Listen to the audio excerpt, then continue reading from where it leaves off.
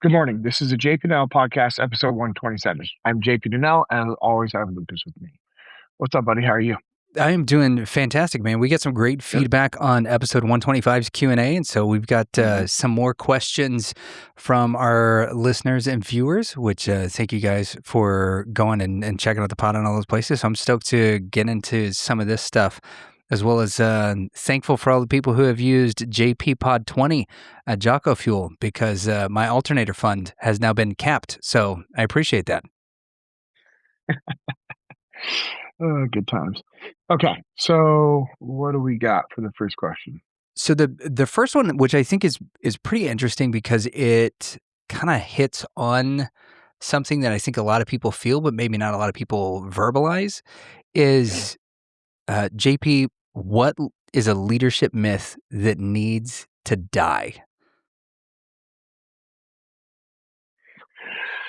Um, There's a I think, few that I yeah. think like we could open up the door and talk about, but I think the biggest myth is that leaders are born, like natural born leaders. Um, what we teach at Echelon Front is leadership is a skill set. And, I think back to my time in the military and I had a lot of really good leaders that poured into me, that invested into me. And as you get to know them more, you hear about their past and, how they were brought up, whether it was, their childhood or time in the military. And, you know, it is a very common theme that all these great leaders out there were taught how to lead by other good leaders, other good examples. So leadership is a skill set. That's one of the things that we teach at Echelon Front is that leadership is a skill set. So you have to um, learn the skill set, you have to practice the skill set, and then you need to assess your skill set as a leader and then make adjustments. And then you just keep running that loop. It's very similar to the OODA loop, which is a decision making process. You observe what's happening, you orient yourself in regards to where you're at, decide what you're going to do, and then act. Um, and the reason why I say it's similar is because you're always like running that loop and you're always making adjustments. And sometimes you're making a major adjustment, sometimes you're making a micro adjustment. And I would say most of the time as leaders, when you're trying to develop your skill set, which I'm still obviously trying to develop my skill set as a leader and, become a better leader and a better father and a better husband is you need to be evaluating yourself. And you also need to have the ability to put yourself in an environment of peers and, have a good relationship with your lead back to where you can get that feedback. You can receive the feedback of what you're doing well, what you're not doing well, what do you need to adjust. And so, yeah, the biggest leadership myth is that like these great leaders are just natural born leaders. That's just not the case. Leadership is a skill set. And in order for us to develop and grow ourselves as leaders, it means that we have to be intentional with our um, education of different skill sets and education of what it takes to be a good leader. Knowledge is not power. The application of knowledge is what allows us to do powerful things. There's a lot of people out there that have read all the leadership books that have, you know, degrees in leadership development and communication and business and all these things, and they're not good at leading their people. They don't have successful companies. And I look at somebody like Pete Roberts who has built an incredible company, and he talks about all the mistakes he's made over the years. About he calls them tuition payments and how Uh-huh. he's sought out advice from other people that were successful, and he sought out the advice. He took it on board. He applied it, and then he made it his own. He developed himself as a leader, and I know you've been to a few musters and you've read Extreme Ownership, Dichotomy of Leadership, and Leadership Strategy and Tactics. And one of the things that Jocko talks about is the great leaders in his life who poured into him, that he that invested into him that he learned from. And even, he says like Colonel Hackworth is one of his, you know, mentors as a leader. Well, Jocko never met Colonel Hackworth. He Yeah. never talked to him on the phone. He never, no. What did he do? He read his book and he applied those leadership skill sets and those lessons to his life. And he's always been making these micro adjustments over the time to improve who he is as a leader. I think about Leif Babin and, just the examples that he shared in the past of his failures and his growth and all these things. He jokes about how, Angry Leif was his, kind of his joking nickname, not an actual nickname, but, Jocko talks about it as a joke from the muster about Angry Leif and Tusky and Bruiser because Leif would get fired up and he's a passionate person. He's a passionate leader that cares about his people, cares about getting the job done. He wants to win. And Leif and Jocko are two of the leaders, and I know I've said this before, and you've heard me say this. They are two of the leaders that it is unreal how much they want their people to win more than they want to win themselves. They care so much about their people. And so, yeah, when, Jocko jokes and says, Angry Leif back in the day, well, he was a passionate person. He'd get fired up because he wanted things to be done right. And Leif's learned over the years, like, how to make adjustments to his personality to be a better leader. Seth Stone was the same way. And, again, all these people that I've been able to learn from, I learned from what they did right, and then also the lessons that they shared with me of the mistakes that they made in the past, which tells me that they weren't natural born leaders. If they were making all these mistakes and had to learn and grow and adjust, okay, cool. So they weren't just natural born leader. I've never met anybody that thought they were just this awesome natural born leader. And if I was to meet somebody, it would tell me everything I needed to know about them because they're lacking what? Humility. And humility is the number one characteristic of a great leader. So if somebody lacks so much humility that they really truly believe they were always just this natural great, leader, then cool. I know that that is not true because they don't have the humility to admit the mistakes and the shortcomings that they had as a leader, as a husband, and as a father. So, um, leadership is a skill set, and we should all be working on it. We should all be thinking about it and trying to improve our leadership skill sets. Question 2. What's something people don't want to do? Or sorry, what's something people don't want to hear but need to? I hate this question because I don't want to hear it. Yeah. Um, Two things come to mind. And there's, again, like the last one, there's so many different ways that we could go about it. I think about chapter 2 in extreme ownership. No bad teams, only bad leaders. And that means not that you're a bad human or a bad person, but it means that you haven't been leading your team properly if your team is struggling. The other thing, Cody and I talk about a lot at the FTXs, and I know you've heard me say this, is you you weren't always the rock star that you think you are right now, which means, hey, you aren't as good as you think you are in the first place. And two, you aren't as good as you thought you've always been. Because we like to look back and be like, oh, yeah, I did this great. I did this great. I did this great. I did this great. And oh, yeah, yeah, boom, boom, boom, boom. But we forget to look at our struggles along the way. Typically, right? Typically, most people forget to look at their struggles along the way and recognize, man, I screwed a lot of things up. I think back when I was a new guy and good Lord, man. And I know we've talked about this on the podcast. There's times where I've wanted to call my first OIC, Matt Mosden, and be like, "Hey, man, I'm sorry." And I have before in the past. And and I know you and I talked about this. And he's like, "JP, you're a good team guy. You cared. You're a little wild, but And he gave me a lot of grace, and I know the reason why he gave me a lot of grace is because he was a humble leader. Is a humble leader. He cared about me. He cared about the team.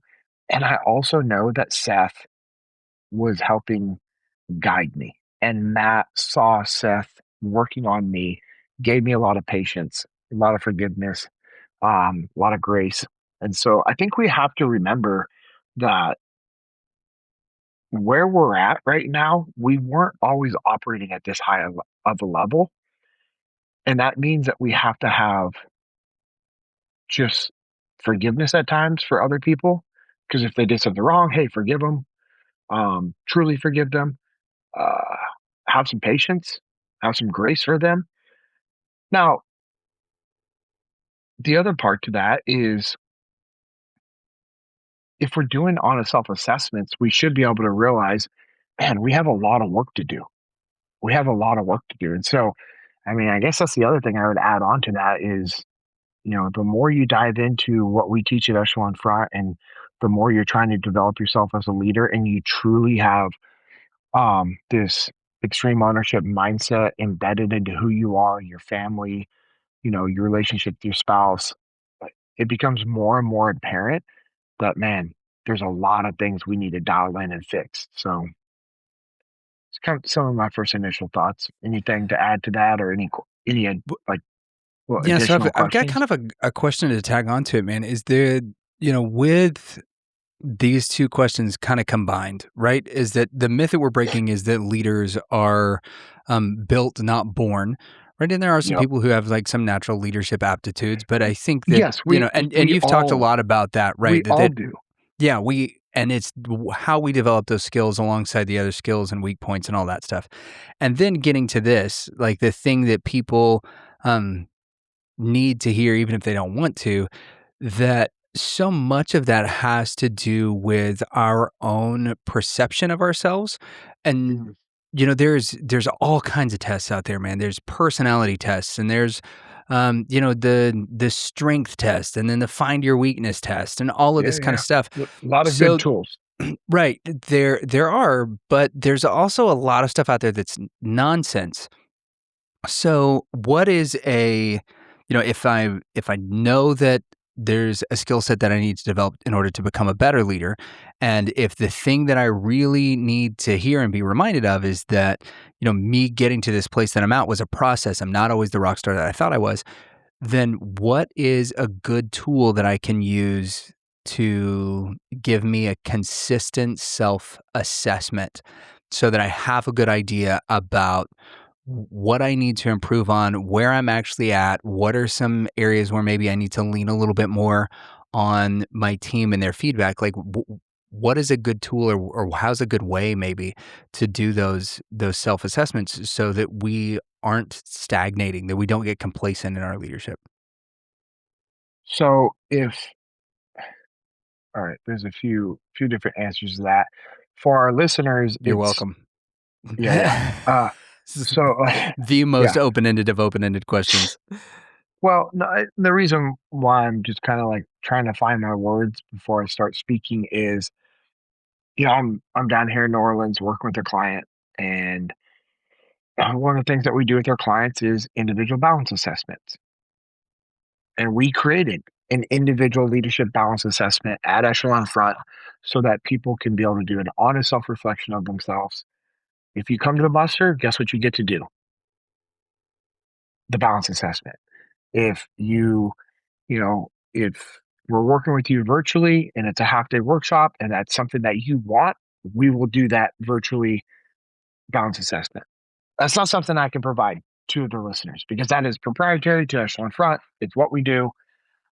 So, If you one, wanna get a look at it though, and you've read Extreme Ownership, the Extreme Ownership Workbook, if you purchase that workbook, has a link in it whenever you're done with the workbook to go and to do a version of the balance assessment, there which you go. goes directly with that, which we did with our teams here. We got the workbooks, we went through that, the balance assessment was there, and it's been a good periodic tool for us to use.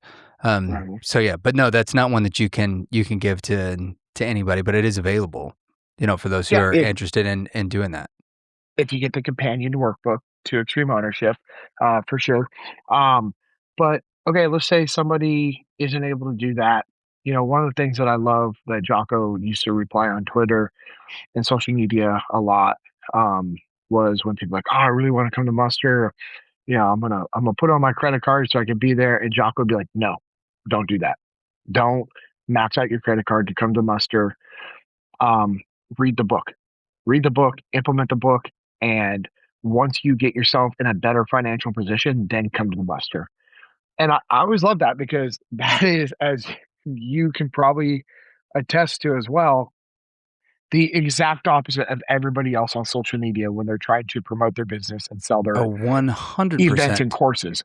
They're like, Like you have the if you really want it, if it really means something to you, you'll max out your credit card to get here. And that's the exact opposite. He's like, go get the book. Get it on yeah, Prime Days. Pay $10 for it. I know. And Just just save yourself extra. think about the intent behind that from Jocko and Life. Every other, not every, almost every other, individual that's putting on their courses and trying to sell tickets to their events are basically calling you out and saying, if you're not willing to max out your credit cards and do all this stuff to get here, you'll never actually truly succeed in life. Yeah, those are all individuals. I had to choose my words properly for that. Those are all individuals who are just a flash in the pan. They've never, you know, understood the value of having true impact and influence over people. And that's just what I'm so thankful what we have at Echelon Front with Jocko and Leif. So, um, yeah, I would say read Extreme Ownership, Dichotomy of Leadership. And as you read each chapter, ask yourself, what are you doing well and what can you improve upon based off of each chapter? I mean, if you do that, that's going to give you a solid baseline. If you're being honest with yourself, a solid baseline of what you're doing well and what do you need to work on and improve. And then implement those things, set some goals for yourself or set some KPIs for yourself and your team and say, hey, if we hit these KPIs, we can go to an Echelon Front training or we can bring Echelon Front in. And hey, make it toward those KPIs when they get hit. There's an increase to revenue, which offsets the cost or covers the cost of doing training with Echelon Front. But what's cool is if you listen to Jocko's podcast and you, you know, listen to the Lead Win podcast that Echelon Front has, you're going to get a lot of incredible information that if you just reflected upon it and thought about it and did assessments, you're going to be on a good path. I'm loving the Lead Win podcast, by the way. It's freaking incredible. They do, Leif and Jamie do an incredible job, and it's really cool to see Yes. how, um, Jamie, if you've been watching her on her social media stuff, the last, what is it, almost 2 months now since she had, her operation, which she talked about. She had some Yeah. cancer removed in her thyroid, just to see Yeah. the the development there and her implement the extreme ownership principles in her daily life is pretty cool.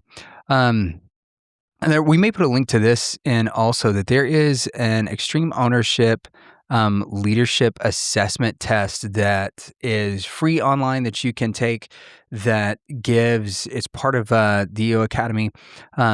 And it gives at least a baseline for that thing. And then, like you were talking about, do the evaluation at the end of each chapter, whether it's extreme ownership, dichotomy, and leadership. If you're going through leadership strategy and tactics, you can make one of the things that I've done is made the 1 to 5 scale, right? Where 1 Mhm. is like strongly agree or strongly disagree, 5 is the strongly agree of like, where do I end up on that thing? And as you're going through it, you can look at the mindsets to victory that have to do with each one of those principles and give yourself that grade. Like, how good am I really at simplifying things? Well, I'm terrible at it. Right, like, I've got Yeah. so much stuff happening in my head at all moments in time that before I get to the point, I'll chase 100 squirrels, which is why some of my questions on this podcast last 3 minutes before I get to a point I could have said in, 30 seconds. So there's some really cool ways that you can do those assessments, and I think that they'll be super helpful. They have been for me, and I know for us and several of our other listeners on top of, the other tools and things that are out there. You ready for the next question? Yes, sir. What's the most common leadership excuse that you hear? So that's that's a good question. And man, I wish I would have gotten a little more context from this question, because man, this could apply to so many different things on like what their situation is, um, or or if they could have painted the picture just a little bit deeper for me, that would have been cool. But when I'm looking at it from like, I'm sorry, when I'm thinking about this from like surface level, what's the most common leadership excuse you hear? There's two that come to mind. And one is, well, it's really not my fault because I wasn't there. That's a very common thing. It's really not my fault because I wasn't there. Somebody on their team does something wrong, they weren't there, and they're like, "Well, how do I really take ownership over that? Do I really have to take ownership over that? Like, at what point do I just not have to take ownership? Like, when Hmm. do I really d" And it's just crazy because it's like, no, there are no bad teams, only bad leaders. Not saying you're a bad leader, but if people on your team are making mistakes and you're in a leadership position, that is your fault. That is 100% your fault, whether you're there or not.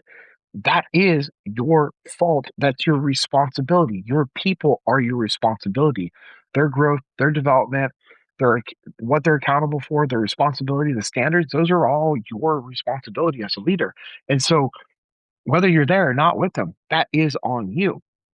Um, and so that's a very common one is, well, at what point do you not have to take ownership? At what point? And what they're looking for is this little alibi that they can cash in and be like, yep, see, still not my fault. The other one is, I don't have time. A lot of leaders will be like, I don't have time to whatever, fill in the blank. And that's not the truth. You're not allowed to say, I don't have time. It's just not a priority.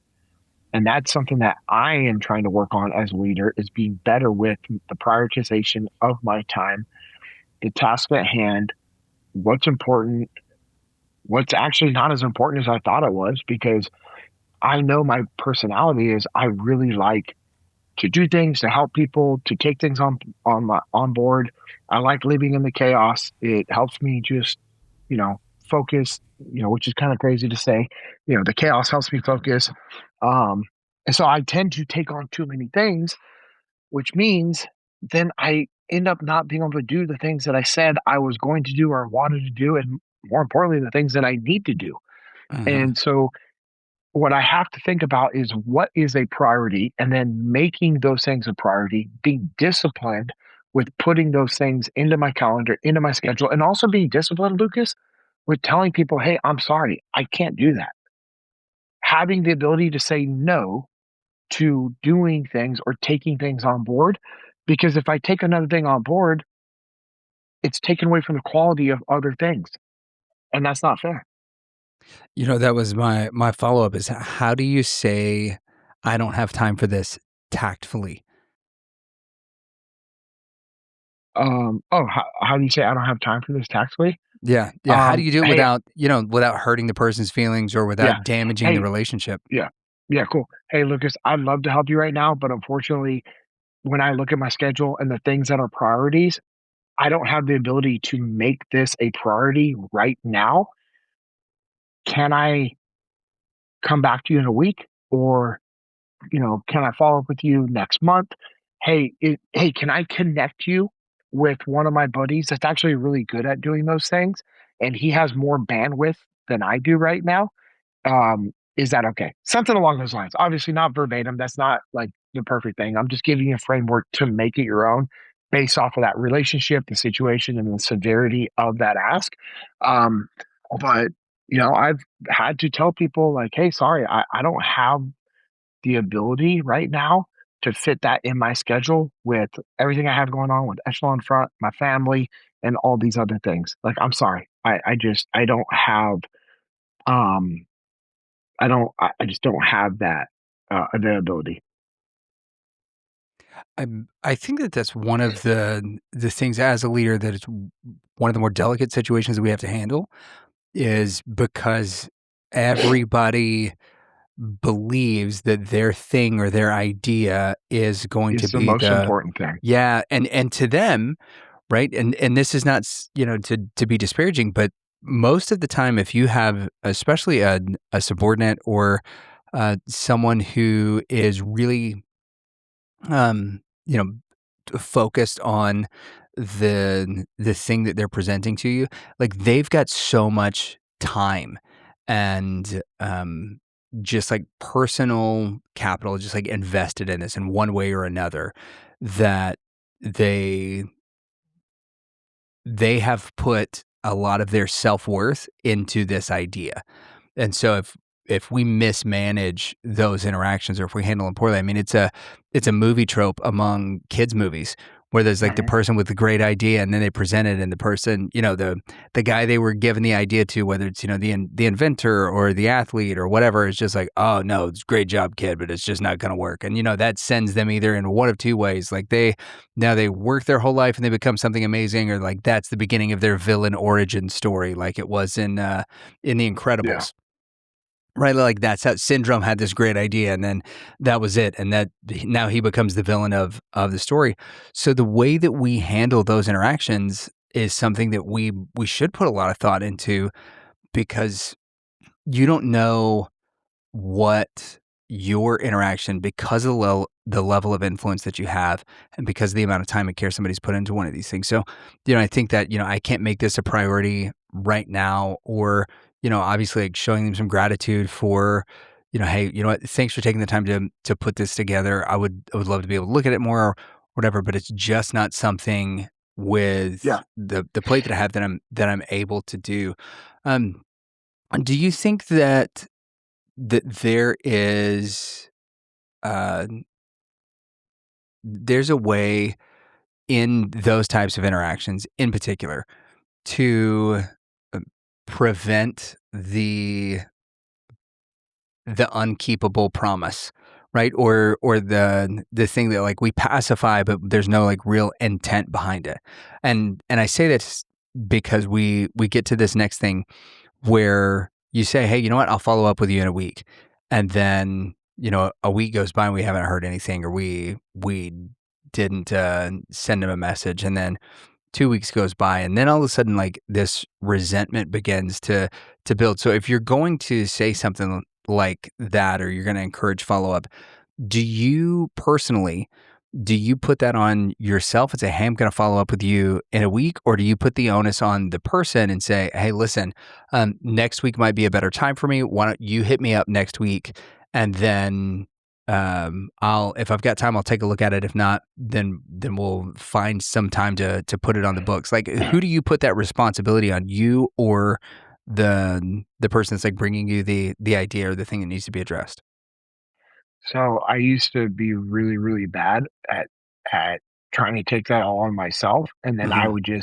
I would fail to do that, and it would cause issues. It ruined some relationships, friendships. Not so much like ruined relationships, but I would say it there was some um, withdrawals in those Yeah. leadership bank accounts for sure. Um, and and so what I've been trying to do is, you know, share the responsibility of finding a common time and be like, hey, bud, next Thursday at this time is going to be good for me. Does that work for you? Cool. Yep. Hey, I'm putting it in my calendar. Let's do a call then. And so it's not so much sharing the responsibility at that point, but it's sharing the, "Hey, let's find a common time and let's get it locked in." 'Cause I've tried that before and I have had people like, "Well, I don't know what next week's gonna look like. I can't really commit to anything." And then I just was very straight up with them and like, "Well, if I don't put it in my calendar, it's probably not gonna happen on my Yeah. end because I have so many things going on and my memory is not good when it comes to follow-ups of these small tasks. I'm working on it. I know it. I know that's not like a good thing to say out loud, but I'm being honest with you. I've got to put it in my calendar. There has to be a follow-up. There has to be a reminder. Man, if you could pick a time, that would really help me. And so I try to find alignment on a time and then just get that in the calendar and then just remind them like, hey, can you follow up with me tomorrow at 5 p.m.? I'm going to be done with my client at 4 p.m. I'll be in the car by 4:30. If you can give me a call at 5 p.m., I'll be available. And then I was a few of my buddies, and boom, they called me right at that time. Aaron Price is so good at this. Aaron Price is so good at when him and I are trying to find time to align and talk. I'll be like, hey, bud, like, man, here's what I have going on. And he'll find a time that works. And then, like, I mean, within 90 seconds of that time, like, he'll be calling me. And he's super patient too, because there's been times where something goes long on my end, like the client engagement or the client debrief went much longer than expected on site. And I'll be like, dude, I'm so sorry. He's like, bro, not a big deal. I know what your priorities are. Your priority is with your client, with business, Echelon Front. So this is no factor. Um, and so I just try to be um, as transparent with my schedule and availability as I possibly can. And I mean, I've had some people that, how do I say this? Felt like what they had to talk about or their idea that they're pitching to me was so important that I should drop the priorities that I had with Echelon Front, my family, to get on the phone with them. And I, at that point, I was just like, hey, bud, I don't think, I don't think this is going to work, man. I Yeah. just don't have the bandwidth right now. I know you're running and gunning. I love it. I hope it, I hope that you can forgive me for not making the time, but I'm good right now. Because I just I have to choose what's the priority in my life right now. Yeah, and that's right off the bat, that's kind of an alignment thing, right? And it's difficult when, especially when somebody has a good idea, it's easy to overlook the lack of alignment if you really believe in the idea. But ultimately, that's going to be what causes the separation in the long run is if you guys aren't aligned on what your priorities are, not just within the organization, but Mhm. also within your lives, that there will be that disparage or that difference in what investment looks like or what sweat equity looks like. Well, last question on this one, and then we'll hop into the next question I've got there. Do you ever use the if then kind of statements navigating this stuff? This was something that a mentor of mine mentioned a while back. That what he would do is if he and this person like exchanged info, like they passed business cards or whatever, then he would write on the card if or if Tuesday, then whatever. Um, or he would write on the day that they were supposed to call him. So where he would say, if you haven't heard from me by Monday, then, Mm. call me Tuesday afternoon. And when he would Yeah, I hand them like their that. card or whatever, then it Cool. was it was that thing. So there was this shared responsibility for it, but it also not that it like gave him an out, because sometimes he would, make the call and he would be able to do that thing, but it let them know that he wasn't pushing them aside, but also that you know, if it didn't happen, then they had some responsibility in making this happen. And for him, his thing was, if I wasn't able to do it, if the idea wasn't there, or maybe I just couldn't make it a priority within that time, if they didn't reach out to me on or within a certain time period, a couple of days of that conversation, then I knew it wasn't a priority to them either. And so, That's good. they just wanted me to hear their cool idea. They weren't really Mm. that interested in implementing it. And I think that that's one of the Yeah. things, especially in your position, that happens a lot where somebody's like, "Oh, I've got a great new take on extreme ownership," or "Here's a new acronym that you guys could use for your training." And they do it, and you're like, "All right, cool. I'd like to talk more about that." And they're like, "Nah, this was it. This was my big idea was to make sure that you heard this, and now you do something with the idea," and then just kind of leave Yeah. it at Yeah. that. So Yeah. that's something that I has think, been effective for yeah, me. I like that. I understand the premise of it. I think people could take that and twist it the wrong way though. Oh, for sure, right? Um, but it comes down to your intentionality. Like, Yeah. what are your intentions? I do like that. I've used a version of that. Not said if then. Actually, maybe I have. Like, yeah, I've just said never heard of that. Mhm. Framed that way as like, hey, it's a technique called if then. Um, like I think I mean I know you and I have done it with each other. Like, hey, Oh, bro, if for you don't sure. hear from me by 5 o'clock, give me a call at 6. And you're like, Yep. cool, no factor. Yep. Or if I don't get back with you by tomorrow morning, then you're gonna need to remind me. You know, Yeah, cool. I use it with Kirsten and the kids all the time. because you move from the stuff that's happening at work to the stuff that's happening at home, they Yeah. end up on different calendars. The priority levels are different for all of those types of things. And my work brain and my home brain, I don't know if have you heard of the show Severance that's on Apple TV? So Um, the premise of the show is that as soon as you walk into work, your brain only processes work things, and then as soon as you leave work, that your brain only processes things outside of work. So like before you get to or the two worlds exist completely separate from one another. Like your memories, your beliefs, all of your thoughts that would have to do with anything outside of work are severed the minute you walk into this building, and then it's back and forth. There is more truth to some of that than I want to admit in the way that, that I operate whenever I get home. If there's too much crossover, man, it just becomes yeah. a mess. So, I all think right, it's let's good. I think it's good to create separation. agreed. Yeah. So there should be some separation so that you can have a healthy balance of, hey, when you're at home, you're at home. You're intentional with your wife and your kids or your husband and your kids, um, whatever gender you are listening to us. So it's either your husband or your wife or significant other and your kids. But um, yeah, that separation should be there. It's healthy to have that separation. Um, I don't know how much I buy into like the severance thing completely because I don't No, know. yeah. There's I mean, times it's an I'm interesting premise for a show, but yeah, for a show yeah, for sure, absolutely. for spoiler And alert, they did it their job because we're talking about it. right, yeah, and it begins to collapse on itself because it's a terrible premise to live by, which is one of Oh, the things weird. that you find out later in the show. So there you go. Spoiler alert for everybody who's going to watch it. Dun dun But dun. the acting's great. Number 4. What's one hard truth about discipline? Man, boiling that down to one is going to be a hard truth about this question. The hard truth about this question is that you only have to pick one hard truth about discipline. What is one hard truth about discipline? It is a skill that you have to be intentional with developing, and I you have to impose it upon yourself. I hate this. I hate Yeah, I everything that know. you just said. Discipline is something that people are born with, just like leadership. And since I was born on discipline, it's not my fault. Okay. Yeah, Now cool. fix everybody else who's listening because I just solved my own problems. Yeah, discipline is a skill that you have to impose upon yourself. And you know what the other truth to discipline is? Discipline equals freedom. Yeah, And that's a biblical principle. That is a 100%. biblical principle. And if I'm lacking discipline,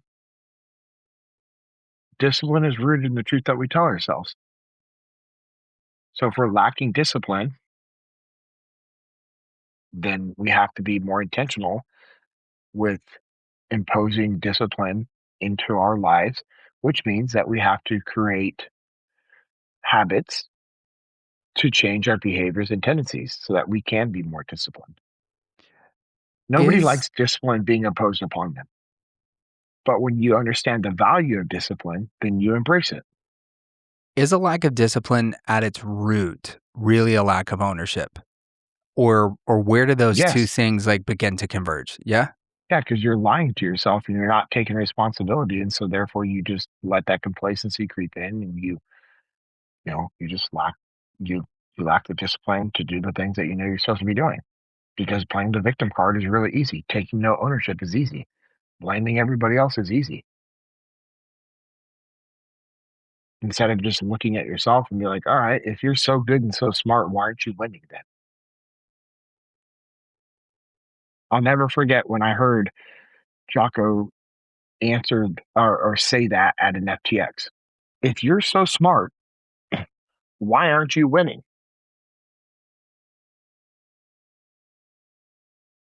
That's a hard one for people to hear. Yeah. It's a hard Yeah. one for me to hear because I know I'm not winning at the level that I should be. I know I'm not as disciplined as I should be. I know I'm not as good of a leader as I should be. I know I'm not as good of a father as I should be. I know I'm not as good as a husband as I should be. I'm not saying I'm bad, but I know I am not where I should be because I'm lacking freaking discipline in all these little things. There's a daily journal thing that I've been doing where I kind of give myself a score in like these 4 or 5 different categories. And I noticed that over the course of the last week that I'd given myself a 5 in this one thing every every day. And so at the end of the week, I looked at it and I was like, okay, well, one of two things is happening. Either I'm way better at this than not than I thought I was, but than anyone else Hmm. has ever been, that I'm the best at this that has ever existed, at least during this week, or I'm really not taking the time to do this assessment well and to take a look at how things have actually gone. And I bet you'll be surprised by this, but it was actually the latter. That there was a lot of it that I was just like, "Oh, no, I need to do this because this is the box I was gonna check," and it's easier to write down a 5 than it is a 3, because if I Hmm. write down the 3, then that means I'm really gonna have to think about it and evaluate what I was doing and figure out what I was doing wrong in order to try and improve it, when I can just write a 5 and feel good about it and get on to the next day. And I think that there's so much of that, that when we talk about the hard truths of discipline, that's what it is that we've taken this approach that it's not Hmm. that, there are some times where like good enough is better than not done, right? That's an Okay. important thing for us Yeah. to remember. Yeah, right. Yeah. That That's, bro, an iterative yeah, step that's a in the right direction. Cool. right. Like You that's should be you sh- daily. yeah. That's an actual principle, that like doing something is better than doing nothing, no matter what that looks like. And there is a point where like good enough is better than incomplete.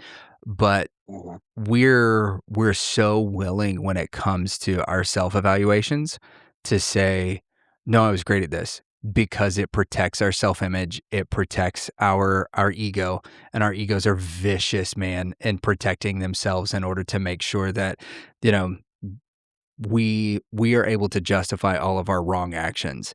And so like Mhm. that's one for me, that discipline really hits, because as soon as I do an honest evaluation in one area of my life, that bleeds over into others. And this kind of leads us into the last question.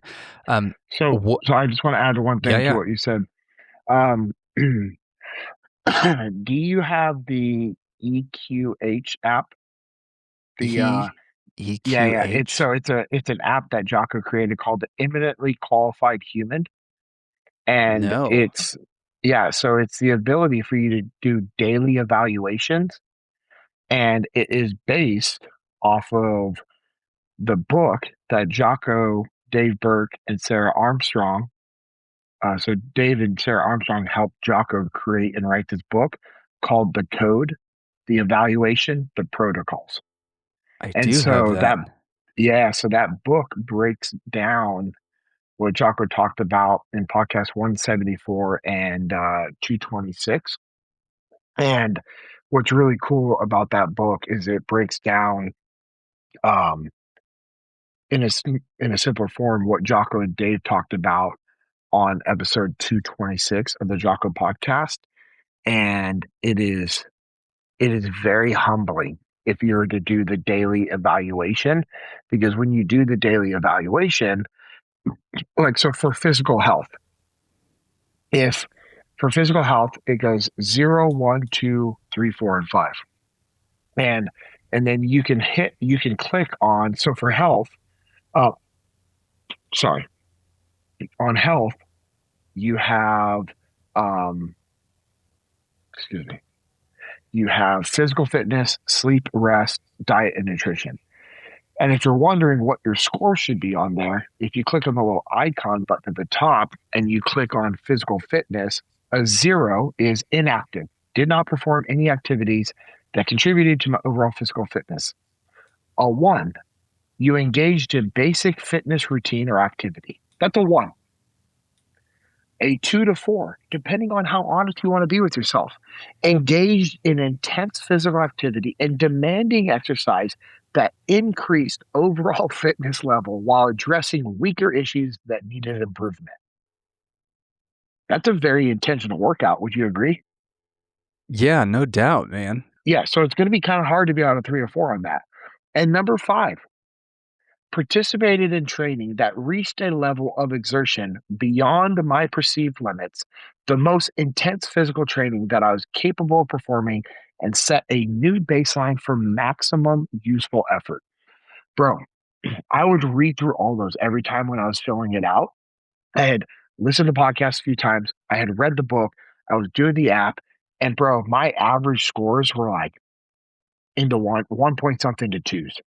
And I would Yeah. see people that would take a screenshot of their score and post it, and they're like 4.7 for their overall score. And I'm like, dude, you're just lying to yourself.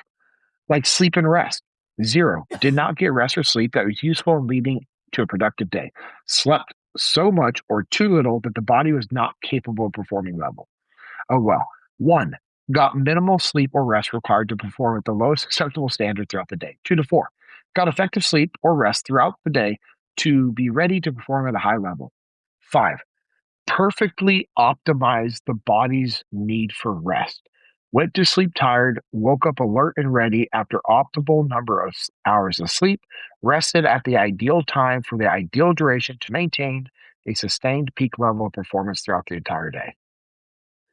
Yeah, so I just looked up the EQH app for those who would go look for it. It has been completely now replaced by the DEF reset. So the discipline equals freedom reset. If you go look up the EQH app, it'll send you Mhm. right to that because there are some differences in there, but for the most part, it's the same stuff. The DEF reset app now actually Yeah. has more like information on stuff that you can get Yep. and involved in and some more resources for it, but it allows the same type of evaluation whenever you Yeah. do those types of things. And there's some other stuff So, there. Yeah. man, I was doing this while I was doing 75 hard, had all my Hmm. stuff dialed in, was just performing at a high level at work and everything else like that. Um, and I was just looking at it, and let's see, where was it? Out of all the ones that I've done, what do you think my best score was? 7. What do you think my best overall score was? Okay, your best overall score, which is all of those things for the course. What's it out of?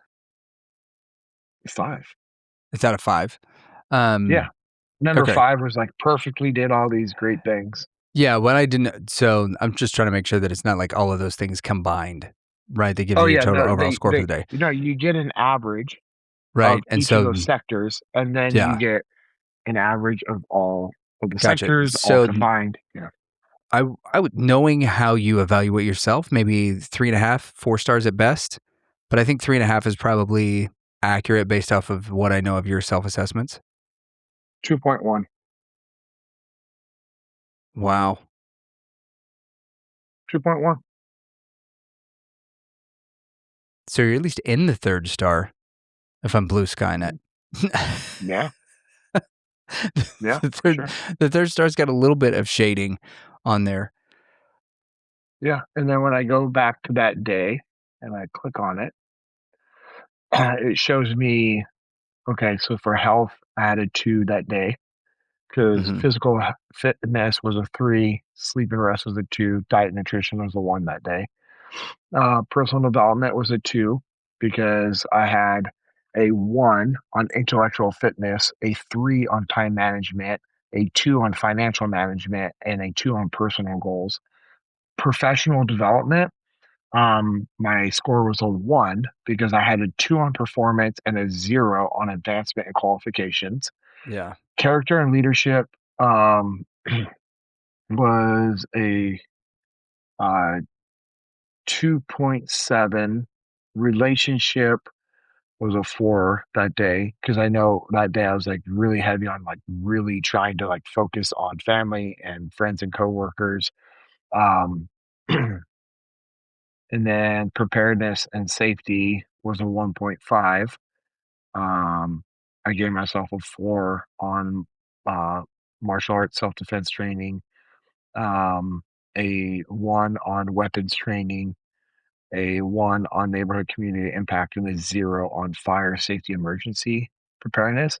And so that to totaled mine out to a 2.1, which is very humbling. Yeah. And it probably should have been lower because you were like thinking about some of those that I thought was a 4. Now, I don't I remember that time frame. I Mhm. don't remember that day. So, um, and I'd like to think I was pretty accurate on that because I gave myself zeros and ones. So, So sometimes those things are a reflection of how we feel about ourselves on a given day or how a given day went. So it's important that like when you're there's a doing lot these of truth there. self-assessments that you do get a few days of it instead of just like, you know, charting for one sucky day and then being like, I'm never doing this again and getting in your head or your feels about it, which is what leads us to the last question, which I think is kind of a culmination of all of this stuff. What Mhm. separates leaders people follow from leaders that people tolerate? So, what separates a leader people will follow from leaders that people tolerate? It's relationships, Mm, 100%. People will tolerate a leader because of their position, title, and rank. People will follow somebody that they have a relationship with that has influence over them. So what we teach at Echelon Front is everybody is a leader. Everybody should have the ability to lead and make decisions, to deliver impact, to solve problems. And you don't need a title to lead people. The title's important, but it doesn't make you a good leader. So people tolerate people that come in and demand respect and dictate and micromanage their people because of their position and their experience and all these things. And they'll tolerate it because, hey, it's a job. They want the job. They need to keep their job. They need to, provide for the family. And so people will tolerate that for a while. But actually following, like the leader, it's because you trust them, you respect them, you're willing to listen to them, they have influence over you, and you care. And that means that, okay, if you have that for that person, guess what they're giving you? All of those things. And that's what makes up a relationship. And people lead people through relationships and influence. So if people aren't 100%. following you or listening to you, evaluate your relationship. How much influence and impact do you have over them? And if you don't, do a hard assessment of yourself and ask yourself why. What have you done to lose the respect and influence of your people? Yeah, and I would say if you've made it this far in the podcast and you want to be a leader that people are going to follow, are you doing the other things that we've talked about leading up to this? Because every one of these things are Excuse we me. killing the myths that leadership is something that only a few people are born with? Are we doing the things that are necessary even if we don't want to hear them for our improvement? Are we making excuses or are we making things happen? um, are we telling ourselves that, we need to be more disciplined and we're finding the things that we can do to improve upon that? Or are we believing these lies that we tell ourselves about like, well, you've got an executive dysfunction and so therefore you can't wake up early. It's not something that you're capable of. Or are you saying, hey, you know what? I'm going to figure out how to do this so that I can be the best that I need to be for myself, for my family, for my community and for the people that I work with. Mhm. Those are the things that we need to constantly be doing. And if you're finding that, hey, you're a person that people don't want to follow, then maybe it all starts with, are you taking ownership and are you showing humility? Because nobody wants to follow somebody that's arrogant, but they will tolerate doing it if they Mhm. think that they're heading in the right direction. But as soon as things go south, man, that leader normally finds themselves out in the cold. Well, if you don't want to do that and you're looking at all of these things, go to echelonfront.com, look at the Extreme Ownership Academy. It's awesome. You get to be a part of these group calls that we do 1 p.m. They're going to be starting to move that from Mondays to Wednesdays. So it's 1 p.m. Central Time, where the instructors from Echelon Front, Jocko, Leif, JP, JP, Rob Jones, who's been on the show and who has a book that just came out, which is super great. Dave Burke, the author of The Need to Lead, the final in or I guess the latest installment in the Trinity of the leadership books that came out from Echelon Front with Extreme Ownership, Dichotomy of Leadership, now The Need to Lead. Jamie Cochran, who we were talking about, she's on the Lead Win podcast with Leif. You can learn directly from all of them, ask them the questions that are relevant to the topic that they're covering, and some things that just have to do with the situation that you're in. It's an absolutely invaluable asset if you can do it. Also, they have some online courses that you can get for yourself or your business. That leadership assessment, which we talked about, is one of those things that's offered for free on there. There'll be a link to that in the show notes. If you want Echelon Front to come out and work with your company, go check out info@echelonfront.com. Shoot them an email. Let them know, hey, maybe we need an instructor to come out and do a workshop. Maybe what I need is some CEO coaching. JP and several of the people that work for EF are able to do those things. Obviously, get the books. And if you want a little something extra, then go to one of the events. The Muster is coming up in Nashville, coming up super quick. Yep, it's almost completely sold out, last I saw on that. And there are some really cool opportunities that you get. It's an event for leaders that's unlike anything else that you'll ever attend. Not only is there no need for a hype man or an MC, you're going to literally be standing in line waiting outside the door to get into it, but also all of the instructors, everybody that's on stage, everyone that you've read their stuff, you've listened to their podcast, they're accessible to you. You can go right up to them, talk to them, ask them questions, get the in-person feedback that you want. So if you're able to, go to echelonfront.com, click on the events tab, and you can look at the muster that's coming up, the women's assembly for next year, some of the individual FTXs that are coming up here in the near future, as well as the council, the battlefield, all these different kind of things that you can get into on the path and to be a part of there. Speaking of being on the path, once you get your leadership stuff dialed in, one of the things you're going to realize is you got to get that nutrition dialed in too. If you download the Def Reset app, it's going to ask you, did you give in to the sugar-coated lies today? Are you sticking to your dietary plan? And if you're not, if you're struggling with it, maybe you've never done it before, go to firstinnutrition.com/JPpod, and Jonathan and Ann Montgomery, who are absolute studs in their field, will help you get on the path and get set up right. So if you go to firstinnutrition.com/JPpod, they'll give you 4 free weeks of nutrition coaching. You'll be a part of the First In fam, get some behind the scenes tips, whether it is competition prep, whether you're trying to get healthy for your family, maybe you want to put on muscle, maybe you want to lose a little weight just so that you can make it to that next level to feel better about yourself, gain some more confidence, or to get to the healthy spot that you need to be in for just a longer, happier life. Go check them out. They're absolutely awesome at all of it. Go look at JesusandJujitsuUSA.com. It's a ministry that JP and I are a part of. We do regular seminars across the United States with some high-level jiu-jitsu practitioners. Wagner Hocha is doing one for us in April. We're going to be down in Dripping Springs with the folks at Stoic Jiu-Jitsu, with Marcus and Lacey, with Leif, and then a guy named Dean Lister. You guys may have heard of him. Going to be doing our seminar down there, so that's going to be awesome. If you need some skincare products, which we all do, it's the winter season. If you've been outside working, you know the wind is brutal, the cold is brutal on you. So go check out littlecattle.co, grab some of those beef tallow products to make sure that your skin is good, because there is one thing that you cannot afford to have, and that is cracked and chapped skin whenever you're working out in the cold. And the reason is because your skin's an organ. Right? It's not just something that you can just completely let go of. It's not like, oh, I broke a fingernail, oh, my skin's cracking. Your skin's an organ. Your body's going to work super hard to try and repair it, and it will affect your health in other ways. So make sure that you go check out the products over there at Little Cattle Co. Keep yourself warm with apparel from On the Path Printing. On the Path does all your apparel printing needs. If you want to start your own brand, maybe you have a company or an organization, you're like, you know what we need? We need hoodies. Our guys are freezing cold out there, but they've got to wear stuff that's work branded. Go put your logo on an On the Path hoodie and get that set up for yourself. So go check them out On the Path. JP talks a little bit about, the personal assessments he was doing on the app. And one of the things was like, hey, am I efficient in my weapons training? Well, if you're not, go look at Bruiser Arms.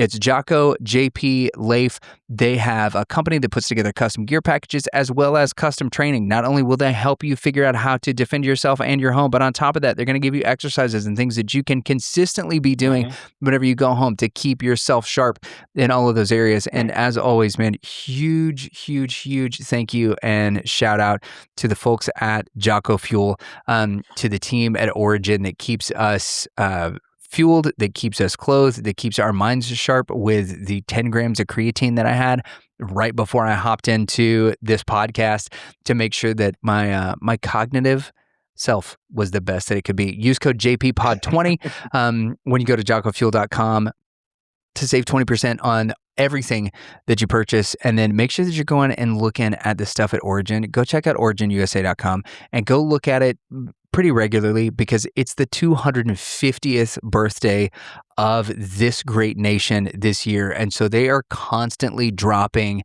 new things that are going to be one-off designs that they're going to do limited runs of to celebrate the whatever centennialist thing it is right now. 250 freaking years of the great United States of America.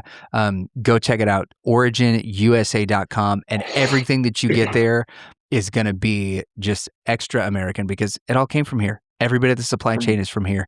Celebrate From America's dirt to shirt. 250th. Yeah, celebrate America's 250th the way that we started it, by doing everything right here in the freaking homeland. And go throw some tea into a lake or a river or something else. Let's all celebrate together. JP, you got any final thoughts for us? I was like, is he going to keep going or are we going to circle the place? I'm just kidding. Yeah, that was it. I love it. We were talking about tea off air at the beginning of this, and I was like, you know what? A nice hibiscus tea creek would be really good for the trout. Let's get it go. Let's do it. All right. Hey, closing thoughts. Intentionality and intensity is a choice. We all have work to do. And usually it's a lot more work than we think. So take the time to do an honest self-assessment. Where are you at? Where do you want to be? And what do you need to do? And with that, I hope this episode has been a reminder for all of us to go do the work that's needed to put in the effort to build your legacy and to never settle. This has been the JP Dinnell podcast, episode 127.